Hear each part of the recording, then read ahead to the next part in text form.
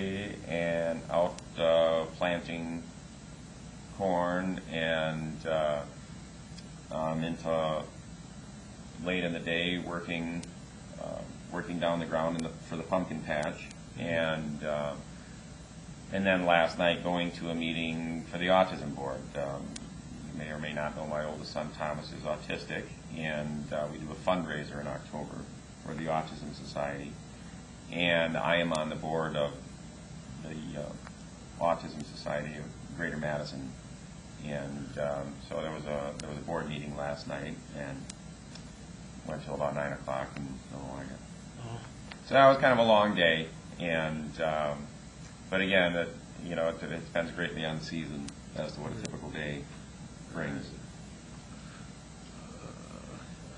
When do you first start having these? When did you first start having these attractions on your farm? 25 years ago, approximately, I bought a team of draft horses because I thought I got my first riding horse when I was 15 and liked horses, and I thought it'd be fun to have a team of draft horses. And I spoke with the owner of the campground next to me. It's Crystal Lake Campground. At that time, he gave wagon rides behind his tractor, and I approached him and said, if I was to buy a team of draft horses and give wagon rides, could I come down there and give wagon rides? And if I could, and charge for them, would he be pleased, satisfied with the draw, or would we want a portion of it? And he said he'd be satisfied with the draw, and so I started with the wagon rides down there, and that kind of spread out. In the late 80s, the 80s were kind of known as the farm crisis years. There was a lot of farms, depressed crop prices, and a lot of farms went out of business. And the farm publication that I was reading talked about diversifying. And I read an article in there about a farmer in Iowa that had a collection of antique tractors, and he had a pumpkin patch, and he invited school kids out to his pumpkin patch, and he took them out there with an antique tractor, and they picked pumpkins and went on their way. And I thought, well, that sounds easy enough, and I could one-up them with the horses, I thought. And so it was in the late 80s, maybe 90s, somewhere in there.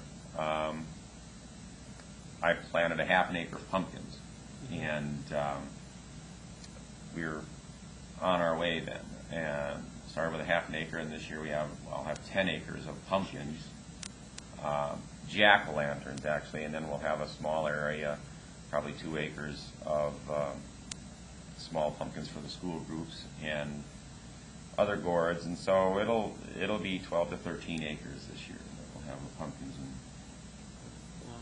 stuff like that. Good. About how many people do you employ each year? Well, that'd be a better question for my wife. On our busiest days in October, we might have up to 30 people working out there, and that's even with kids that aren't on the payroll. I have lots of nieces and nephews that are 10, 11, 12 years old, and while they're not on the payroll, we have these wagons for people to haul the pumpkins out to their vehicles with, and they'll do that and work for tips. And some of them do quite well, actually. Collecting Kramer Endress, if you know Kramer, he's in a wheelchair, has CP, and we put a wagon behind his wheelchair, and he pulls wagons loads of pumpkins and kids out his car. And he cleans up. He does a pretty good job. Yeah.